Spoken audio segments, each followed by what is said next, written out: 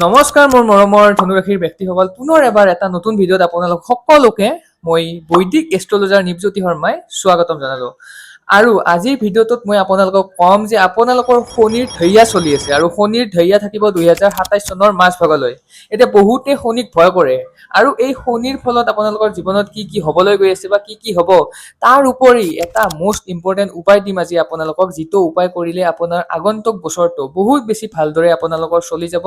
ঘৰত কোনো ধৰণৰ বাধা বিঘিনি একো ধৰণৰ সমস্যা আগন্তুক বছৰটোত যাতে নাহে তাৰ বাবে এই মহা উপায়টো দিম। গতিকে ভিডিঅ'টো মোষ্ট ইম্পৰ্টেণ্ট হ'বলৈ গৈ আছে, আপোনালোকে একেবাৰে শেষলৈকে চাব আৰু চেনেলটো ছাবস্ক্ৰাইব কৰি থবলৈ একেবাৰে নাপাহৰিব, কাৰণ যদি আপুনি চেনেলটো ছাবস্ক্ৰাইব নকৰে মোৰ ভিডিঅ' আপোনালোকে এনেধৰণে পাই নাথাকে। আজিৰ ভিডিঅ'টোত আপোনালোকে জানিব পাৰিব যে এই যে শনিৰ ঢৈয়া চলি আছে, সেই শনিৰ ঢৈয়াত আচলতে আপোনালোকৰ হ'ব কি, আপোনালোকৰ ভিতৰত যিবোৰ কনফিউজন আছে, যিবোৰ ভয় চলি আছে, সেই ভয় সেই প্ৰশ্নবোৰৰ উত্তৰ আপোনালোকে আজিৰ ভিডিঅ'টোত লাভ কৰিবলৈ সক্ষম হ'ব। এতিয়া বলক আমি ভিডিঅ'টো অলপ সময় নষ্ট নকৰাকৈ আৰম্ভ কৰোঁ, কিন্তু তাৰে আগতে আপোনালোকে যিহেতু আজিৰ ভিডিঅ'টো শনিদেৱৰ ওপৰত, গতিকে কমেণ্ট বক্সত আপোনালোকে কিন্তু জয় শনিদেৱ বুলি লিখি দিবলৈ বা কমেণ্ট কৰি দিবলৈ একেবাৰেই নাপাহৰিব।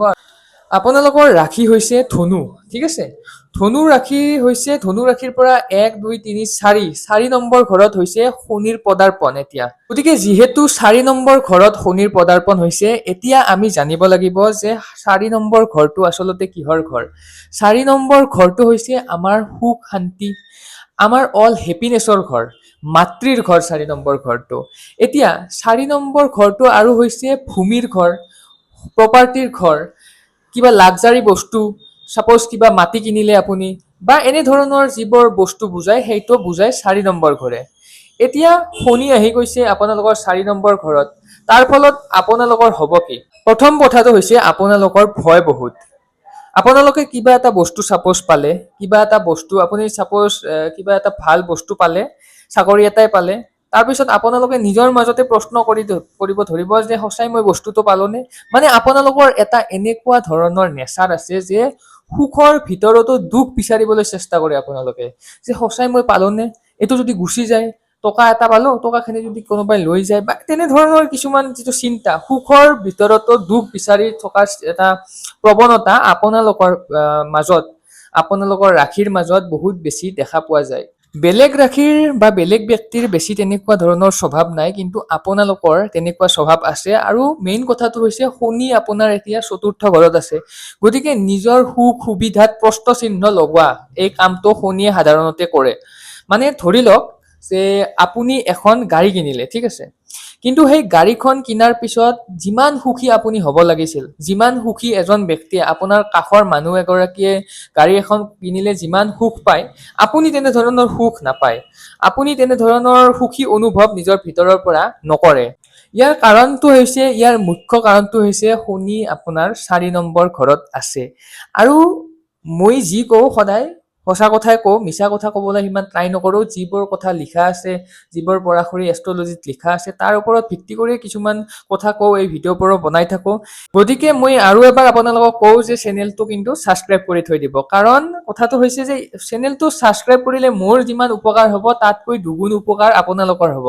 কাৰণ ধুনীয়া ধুনীয়া কিছুমান মই উপায় লৈ আহোঁ এই চেনেলটোৰ জৰিয়তে, ৰাশি হিচাপে হওক বা ব্যক্তি বিশেষে হওক, আৰু সেই উপায়বোৰ কৰিলে কিন্তু বহুতে লাভান্বিত হয়, বহুতে উপকৃত হৈছে। আজিলৈকে বহুত হাজাৰ হাজাৰ মানুহৰ মই এতিয়ালৈকে কুণ্ডলী চালো, বা বহুতে দেখাই থাকে, অনলাইনতো দেখাই থাকে। আৰু যদি আপোনালোকেও মোৰ পৰা কুণ্ডলী বিচাৰ কৰিব বিচাৰিছে, নিজৰ ভাল বেয়া চাব বিচাৰিছে, কাৰণ মেইন কথাটো হৈছে ৰাশি হিচাপে সকলো কথা নহয়। ৰাশি মানুহৰ, এটা ৰাশিৰ মানুহ হাজাৰ হাজাৰ থাকে, লাখ লাখ থাকে। গতিকে কুণ্ডলী সকলোৰে জীৱনত এখন এখন কুষ্টি থাকে, সোঁৱৰণি থাকে, কুণ্ডলী থাকে। সেই কুণ্ডলীখন বেলেগ মানুহৰ ক্ষেত্ৰত, সকলোৰে ক্ষেত্ৰত এখনে থাকে, গতিকে সেইখনৰ মতেহে ভালদৰে মিলে। আগতে কি আছিল, বহুতে যি সোঁৱৰণি বা কুষ্টি এইবোৰ বনাইছিল, বহু ক্ষেত্ৰত ভুল বা অমিল আছিল। এতিয়া টাইমবোৰ মিলোৱাবলৈ বহুত সহজ হৈছে, আৰু যেতিয়া টাইমটো মিলে তেতিয়া বহু ক্ষেত্ৰত জীৱনৰ ঘটনাবোৰ আমি কৈ দিব পাৰোঁ বা একুৰেট হৈ যোৱাও দেখিবলৈ পোৱা যায়। আৰু আপুনি যদি আপোনালোকে যিসকলে মোৰ পৰা আগতে সোঁৱৰণি পাইছে, বহুতৰে বেছিভাগৰে মই একুৰেটকে প্ৰিডিকশ্যন কৰি দিছোঁ। আগৰ কথা বহুত কথা কৈ দিওঁ তেনেধৰণে।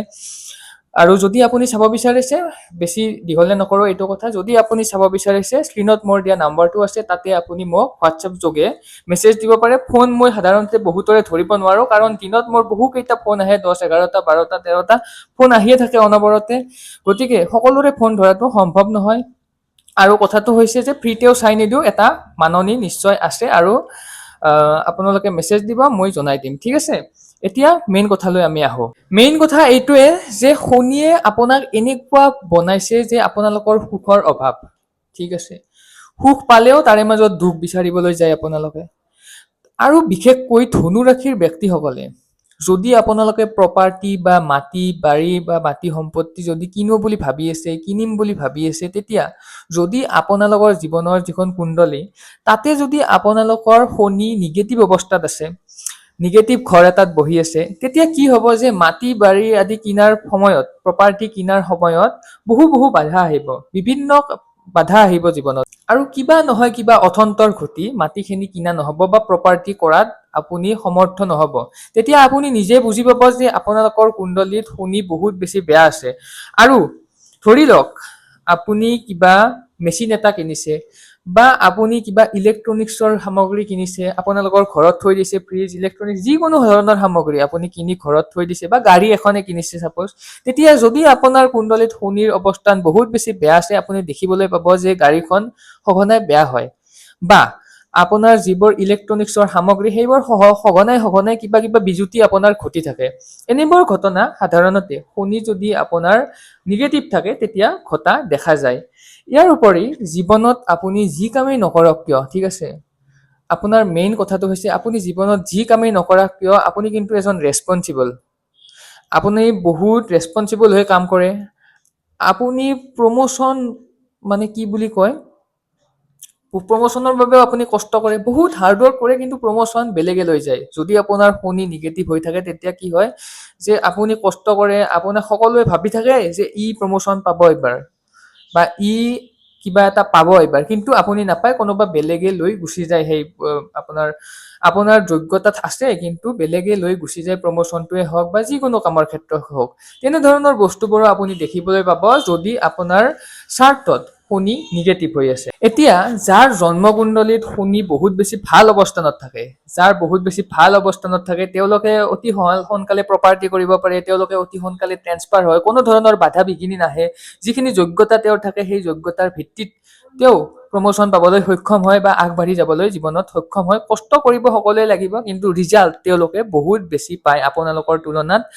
আৰু মেইন কথাটো হৈছে যে ইয়াৰ ওপৰত কিছুমান উপায় কৰিব লাগিব। এতিয়া আপুনি যদি শনি বেয়া হৈ আছে, বহুত কিবা কিবি উপায় কৰিব লাগিব, আৰু উপায়বোৰ ৰাশি হিচাপে কৰা নাযায় কেতিয়াও। উপায় সদায় কুণ্ডলী চাই নিজৰ কুণ্ডলী মতেহে কৰিব লাগে। এতিয়া মেইন কথাটো হৈছে এই বৰ্ষত, এই যিটো বৰ্ষ চলি আছে আপোনালোকৰ, এই বৰ্ষটোত কি যে আপোনাৰ শনি ভালে থাকক বা শনি ভালে নাথাককে, আপোনাৰ কিন্তু অভাৰ থিংকিং এইটো বছৰত বহুত বেছি হ'ব। আপুনি অভাৰ থিংকিঙে ভৰি থাকিব আপোনাৰ মনটো। চন্দ্ৰমাত শনিৰ দৃষ্টি পৰিলে অভাৰ থিংকিং সাধাৰণতে আহে। প্ৰথম কথা, যদি শনি ভাল তেতিয়া অলপ ভাল চিন্তা আহিব, যদি শনি বেয়া পজিশ্যনত আছে বেয়া চিন্তা আহিব। কিন্তু অভাৰ থিংকিঙে এই বছৰত আপোনালোকৰ লগ নেৰে। এইটো বৰ্ষত আপোনালোকৰ ভৰি অভাৰ থিংকিং আহিব, মনত বিভিন্ন ধৰণৰ চিন্তা আহিব যে এনে হৈ যাব, সেনে হৈ যাব, এনেকুৱা হলে কি হল হয়, তেনেকুৱা হলে কি হল হয়, এনেকুৱা কৰিলে মোৰ কেনেকুৱা হল হয়, এনেধৰণৰ বিভিন্ন চিন্তা এইটো বৰ্ষত কিন্তু আগৰ তুলনাত আপুনি দেখিবলৈ পাব যে আগৰ তুলনাত এইটো বৰ্ষত সাধাৰণতে বেছি হ'ব। এইটো বৰ্ষত যদি আপোনালোকৰ আহিবলগীয়া কিছুমান এক্সাম আছে, বা এইটো বৰ্ষত যদি আপোনালোকে কিবা এটা প্ৰতিযোগিতামূলক পৰীক্ষাতে হওক বা কিছুমান কম্পিটিশনে হওক উত্তীৰ্ণ হ'ম বুলি ভাবি আছে, তেতিয়া কিন্তু এইটো বৰ্ষ আপোনাৰ বাবে বহুত বেছি ভাল। আৰু এইটো বৰ্ষত কিন্তু আপোনালোকে যাতে কাৰো লগত কোনো ধৰণৰ একো পলিটিক্স যাতে নকৰে। আপোনাৰ লগত কোনোবাই যদি পলিটিক্স কৰি আছে সেইটো আপুনি অলপ আওকাণ কৰি দিয়ক।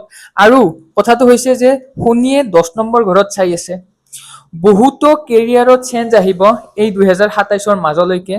ট্ৰাই কৰিব যে এইটো বৰ্ষতে আপোনালোকে নিজৰ সৰ্বোচ্চ দি দিয়ে, আৰু এফৰ্ট দিব। এইবাৰ নিজৰ কামবোৰত বহুত বেছি এফৰ্ট দিব আপুনি আৰু নিজে আপুনি লক্ষ্য কৰিব যে আগৰ তুলনাত এইটো বৰ্ষত অলপ কামৰ প্ৰতি ইচ্ছা আপোনাৰ বহুত ক্ষেত্ৰত বৃদ্ধি পাইছে। সেইটো আপুনি নিজে নিজে লক্ষ্য কৰিব, নিজে নিজে আপোনালোকৰ জীৱনলৈ আহিব এনেকুৱা এটা অনুভূতি যে আপুনি নিজে উপলব্ধি কৰিব। এবাৰ ভাবি চাওক এতিয়া যে কামৰ প্ৰতি যিটো ইণ্টাৰেষ্ট সেইটো লাহে লাহে অলপ বৃদ্ধি হ'বলৈ ধৰিছে নে ধৰা নাই।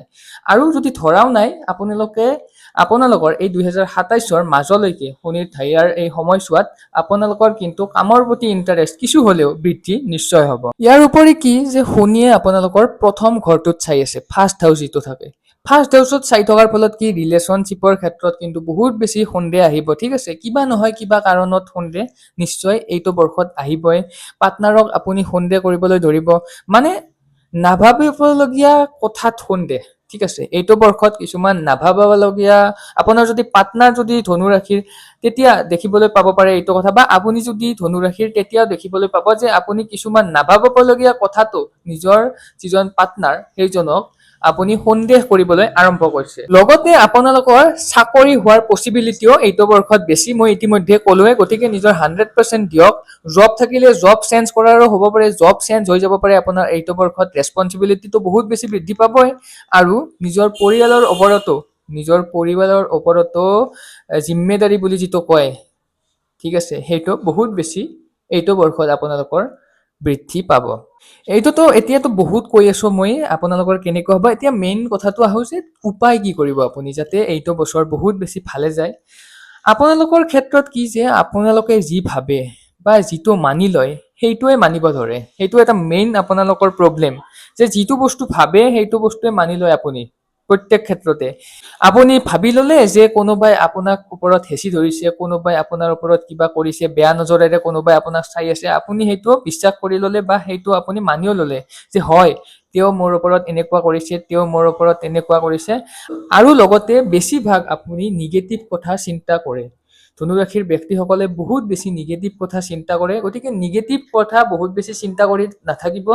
কোনোবা দুষ্টই যদি আপোনালোকৰ ওপৰত কিবা কলা যাদু কৰা বুলিও ভাবে, কোনোবাই যদি কিবা আপোনালোকক বেয়া কৰা বুলিও ভাবে, এইবোৰ সকলো মিছা কথা। সদায় আপুনি পজিটিভ হৈ থাকক, সদায় পজিটিভিটিৰ ওপৰত বিশ্বাস ৰাখি জীৱনত আগবাঢ়ি যাওক, মেইন কথা। আৰু কথাটো হৈছে কি উপায় কৰিব, বৃহস্পতিবাৰে আপোনালোকে গুৰুৰ বীজ মন্ত্ৰ, ঠিক আছে, গুৰুৰ বীজ মন্ত্ৰটো জাপ কৰিব পাৰে। লগতে ধূপ চাকি জ্বলাব গুৰুৰ নামত বৃহস্পতিবাৰে। ডেইলি হনুমান চালিচা নিশ্চয় পঢ়িব। আৰু এটা কথা যে সকলোৰে কিন্তু হনুমান চালিচা পাঠ কৰিলে উপকৃত নহয়। কিছুমান মানুহে হনুমান চালিচা পাঠ কৰিলে ওলোটাহে হয়। গতিকে যদি আপুনি এনেকুৱা লক্ষ্য কৰিছে যে হনুমান চালিচা পঢ়ি আছো কিন্তু মোৰ প্ৰব্লেম আহি আছে, গতিকে তেতিয়া আপুনি কি কৰক যে বিষ্ণু সহস্ত্ৰ নাম আপুনি পাঠ কৰিবলৈ আৰম্ভ কৰক। বিষ্ণু সহস্ত্ৰ নাম যিয়ে পাঠ কৰে 9টা গ্ৰহই তেওঁলোকৰ শান্ত হয়, ঠিক আছে।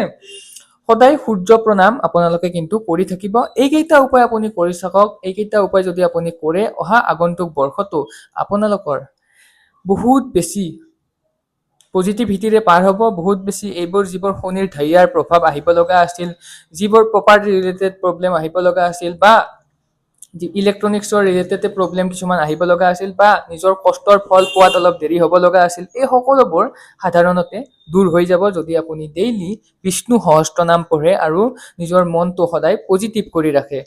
আৰু ভিডিঅ'টো শেষলৈকে যদি চাইছে, আপোনালোকে কমেণ্টত এটা কথা লিখি দিয়ক যে আপোনালোকৰ বয়স কিমান।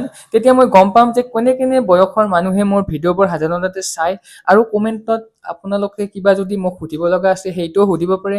যদি আপোনালোকে মোৰ পৰা কুণ্ডলী বিচাৰ কৰিব বিচাৰে, তেতিয়াহ'লে এইটো নাম্বাৰত মোৰ লগত যোগাযোগ কৰিব পাৰে। কাৰণ কথাটো হৈছে যে মই কুণ্ডলী বনাওঁতে ফিজ আছে, মোৰ নিশ্চয় আছে, মই ফ্ৰীতে চাই নিদিওঁ। কাৰণ মই বহুত ডিটেইলছত এনেধৰণে কুণ্ডলীবোৰ বনাই কিনিহে চাই দিওঁ, ঠিক আছে। আৰু কমেণ্টত নিশ্চয় লিখিব যে হৰ হৰ মহাদেৱ, নিশ্চয় লিখিব কমেণ্টত। আৰু আজিলৈ ইমানেই। চেনেলটো ছাবস্ক্ৰাইব নিশ্চয় কৰি দিব।